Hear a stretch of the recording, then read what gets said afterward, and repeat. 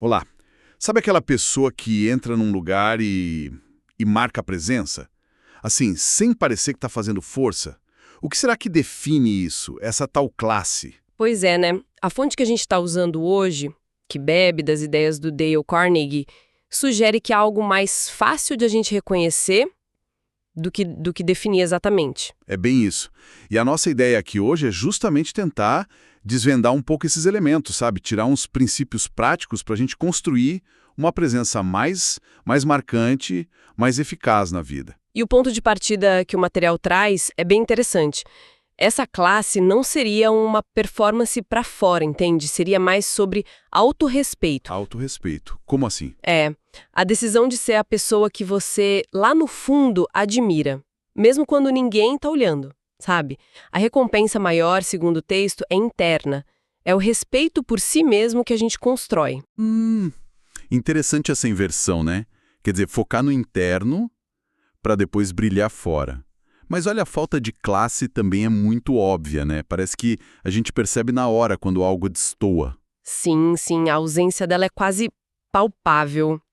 E a fonte ilustra bem como a classe aparece em situações reais, principalmente sob pressão. Tem aquele exemplo da Johnson & Johnson com a crise do Tylenol lá nos anos 80, lembra? Lembro, foi um caso sério. Exato. Foi uma sabotagem externa, causou mortes, e a empresa tomou uma atitude drástica, né? Recolheu tipo 31 milhões de frascos, um prejuízo gigantesco na época, coisa de 100 milhões de dólares. Puxa vida! E eles assumiram uma responsabilidade que, legalmente, nem era deles. Mas que bom, eticamente, era o certo a fazer, segundo o credo da empresa. Uma decisão caríssima, né? Mas que, no longo prazo, acho que fortaleceu demais a confiança na marca. Mostra que assumir a responsabilidade, mesmo quando dói, pesa muito na percepção dos outros. E na nossa própria, né? Precisamente. O CEO na época, o James Burke, ele disse algo tipo: o verdadeiro teste de um líder não é o sucesso, mas a reação à catástrofe. Outro lado disso é como a gente lida com o constrangimento dos outros. Ah, sim. Tem uma história sobre o Cole Porter. Um convidado dele quebrou uma peça cara, ficou super sem graça, e o Porter, para aliviar a situação, o que ele fez? Acidentalmente quebrou outra peça. Sério? Que elegante. Pois é, tipo, acolhendo o convidado no clube dos desastrados, sabe? É usar sua posição para elevar o outro, não para diminuir. É uma generosidade sutil, quase invisível. Me lembrou outra história da fonte. Acho que era de um chefe que pagou a conta do hospital de um funcionário, mas fez questão de ser anônimo. Isso. A classe estaria no ato em si, né? Não em mostrar que fez. Mas como a gente equilibra essa discrição com a necessidade que existe hoje de ter visibilidade, de mostrar o que a gente faz? É um dilema. Excelente ponto. O material parece indicar que a classe genuína não busca o aplauso, sabe? Mas também não foge dele por uma falsa modéstia. A chave é a motivação.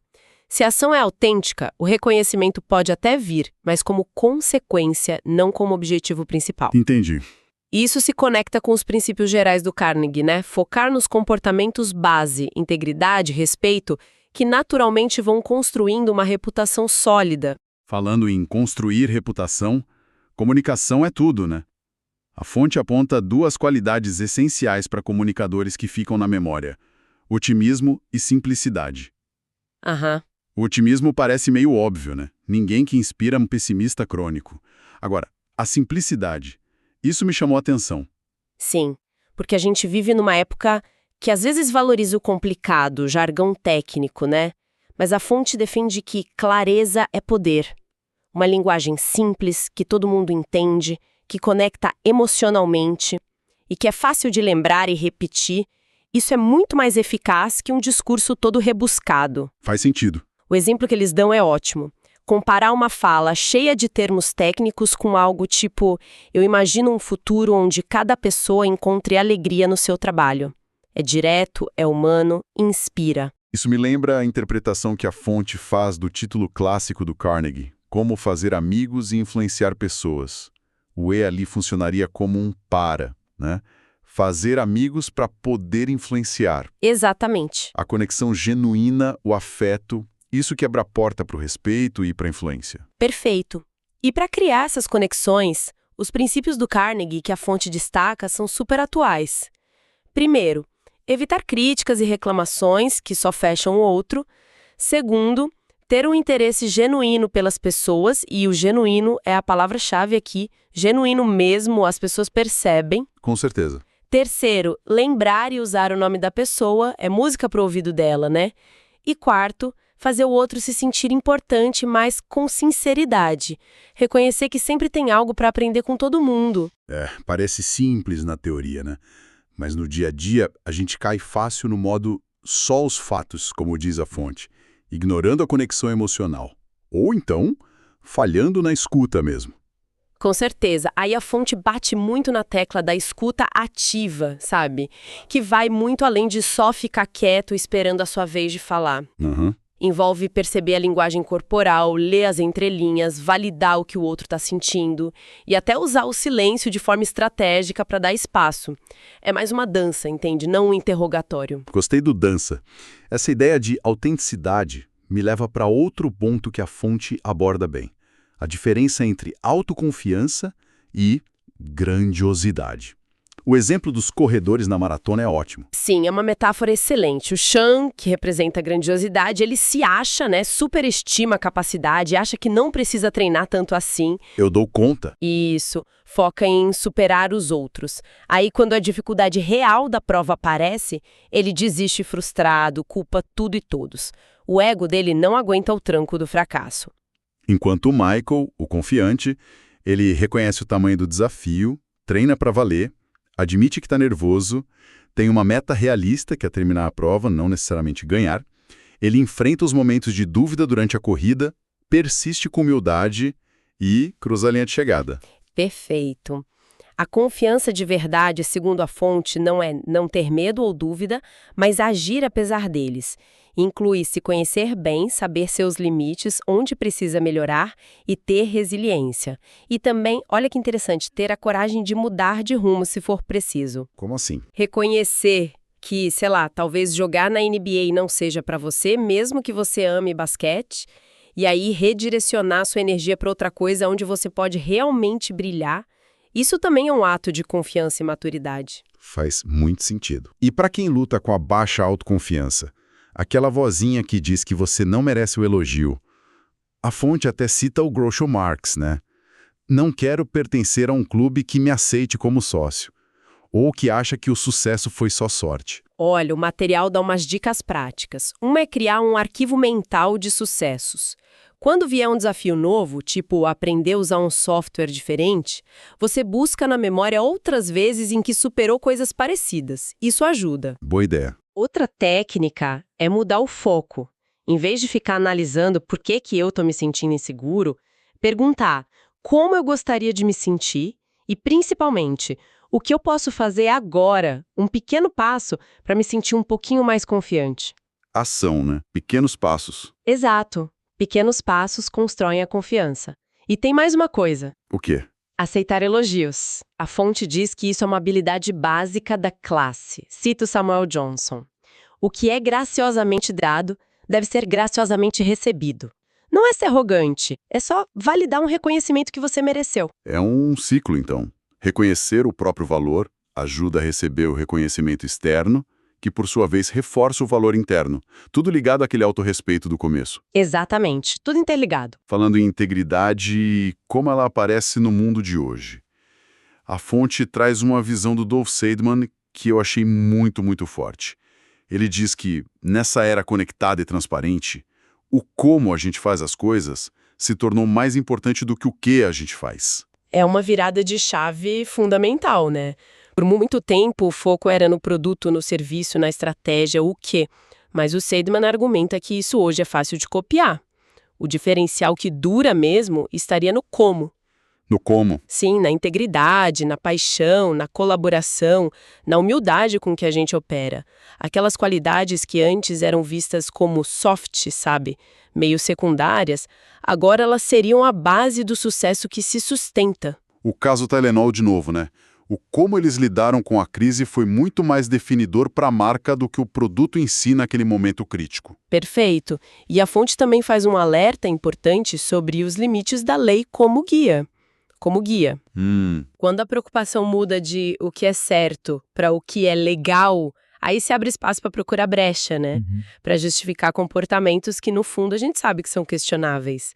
Leis mais duras, sozinhas, não garantem um comportamento mais ético. Precisa cultivar princípios internos. E os benefícios práticos da ética são claros, segundo o material. Além de evitar desastres financeiros óbvios, tipo Enron, WorldCom, Sim. impacta direto o clima na empresa. A fonte cita um estudo que mostra que quase metade das pessoas se sentia pressionada a comprometer padrões éticos e não via exemplo na liderança. Isso destrói a cultura, né? E a performance vai junto. Com certeza. Em contrapartida, tem o exemplo positivo do Warren Buffett na Salomon Brothers. Depois de um escândalo, ele assumiu a liderança temporariamente e, olha que atitude, deu o número do telefone de casa para os funcionários denunciarem qualquer má conduta. Nossa. Que abertura. Pois é. Essa demonstração de compromisso real com a ética foi chave para restaurar a confiança na empresa. Mostra o poder do exemplo que vem de cima. Totalmente. Isso puxa a outro conjunto de qualidades que a fonte explora: resiliência e paciência. A resiliência é definida como aquela capacidade de se recuperar, né? De vergar sem quebrar. Isso. E não é uma coisa só, né? É um conjunto de fatores. A fonte fala da importância dos recursos internos, tipo autoestima, otimismo realista, senso de controle. Certo. E também dos externos, relacionamentos fortes, uma rede de apoio, características como flexibilidade, perseverança, se sentir competente. Tudo isso ajuda a gente a atravessar as tempestades da vida, que são inevitáveis. E a paciência. Gostei daquela citação da Helen Keller. Nunca aprenderíamos a ser corajosos e pacientes se só houvesse alegria no mundo. Forte, né? Muito. A fonte descreve a paciência como esse controle das nossas reações internas quando as coisas externas fogem do nosso controle. Tipo, a clássica fila do banco que não anda. Exato. E o ponto-chave, segundo o material, é que a impaciência geralmente foca no que a gente não controla. O ritmo dos outros, o trânsito, o sistema. Verdade. A paciência que funciona mesmo direciona o foco para o que a gente pode controlar, a nossa própria resposta, como a gente reage emocionalmente, o que a gente faz enquanto espera. Cito o caso de um cara, Rick, que vivia irritado com a lentidão dos outros, até que ele percebeu que o problema não eram os outros, era a dificuldade dele de lidar com a própria frustração. Caiu a ficha, né? É uma mudança de perspectiva poderosa mesmo. E a intuição. A fonte usa uns exemplos da Disney que são bem legais. A própria ideia da Disneylândia, que nasceu meio contra a opinião dos especialistas, dos banqueiros. Sim, o Walt Disney teve uma visão que ia contra a lógica financeira da época, mas que, de alguma forma, se conectava com tendências que outros não estavam vendo, tipo o baby boom, a expansão das estradas. Foi uma aposta intuitiva de altíssimo risco, mas que tinha uma leitura sensível do contexto ali. Só que a fonte também pondera sobre a intuição, né? Não é mágica. Imagino que não seja um superpoder místico. Longe disso. A intuição geralmente aparece depois de muito trabalho, muito conhecimento acumulado naquela área. Aquele famoso sonho do Francis Crick sobre a estrutura do DNA só fez sentido porque ele e o Watson estavam, assim, mergulhados no problema há anos. Entendi. A intuição pode dar um insight, uma conexão inesperada, mas não substitui a pesquisa, a análise e, muito importante, a escuta atenta do que os outros precisam. Clientes, equipe, mercado. Confiar só na própria intuição cegamente pode levar a erros bem sérios. É o equilíbrio, então, entre a voz interna e a realidade externa. Falando em realidade, como a gente transforma essas ideias todas em ação concreta? A fonte faz uma distinção boa entre metas e meros sonhos. Sonhar é ótimo, claro, mas meta precisa ter pé no chão. Querer ganhar o Wimbledon se nunca ter jogado tênis é um sonho, né? Não uma meta viável. A fonte diz que visualizar o sucesso é bom, mas visualizar o processo realista para chegar lá é ainda mais importante. E como definir essas metas de um jeito prático? O material sugere um caminho. Primeiro, clareza total no destino. O que você quer especificamente? Não é um emprego melhor. É um cargo de gerente de projetos em TI na empresa X, por exemplo. Ser específico. Isso. Segundo, mapear os passos concretos. O que precisa fazer? Atualizar currículo, fazer um curso, falar com pessoas. Terceiro, visualizar o caminho de forma realista, já pensando nos possíveis obstáculos. E quarto, monitorar o progresso. Talvez usar um diário, sabe? Para ajustar o percurso e comemorar as pequenas vitórias. E no trabalho, a atitude do dia a dia pesa muito.